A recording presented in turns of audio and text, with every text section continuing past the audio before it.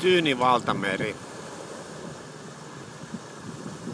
nimensä mukainen.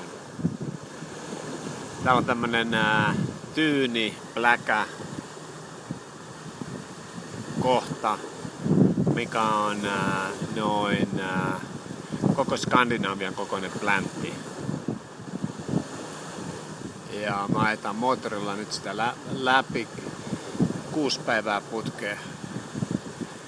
Ja moottori on sammunut pari kertaa. Viime yönä lilluttiin tässä, koska moottori ei toiminut. Edellisenä iltana ajettiin verkkoa. Jonkun kalastajan vanhaan verkkoon.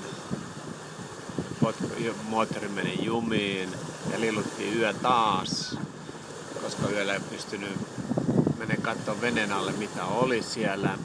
Ja päivällä sitten jatkettiin matkaa, pari haita uitos ympärillä, niin jätkät oli vähän siitä, että kuka menee veneen alle katselemaan, kun haita on tossa ja ne haistaa öljyt pitkien matkojen päästä, ne tulee katselemaan, ketä siellä on matkalla. Muita ihmisiä täällä ei näy missään ketään.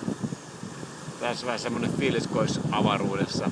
Tää on tämmönen jännä mesta, kun tänne tulee niitä ulkopuolella. Tuolla on 15 metriä, 10-15 metriä tuulta. Sitten tulee tänne sisälle, niin on täysin pläkä. Että olisi niin tämmöiseen uuteen ihmeelliseen avaruustilaan täällä näin. Täällä ei tule aamulla eikä päivällä eikä illalla eikä ikinä.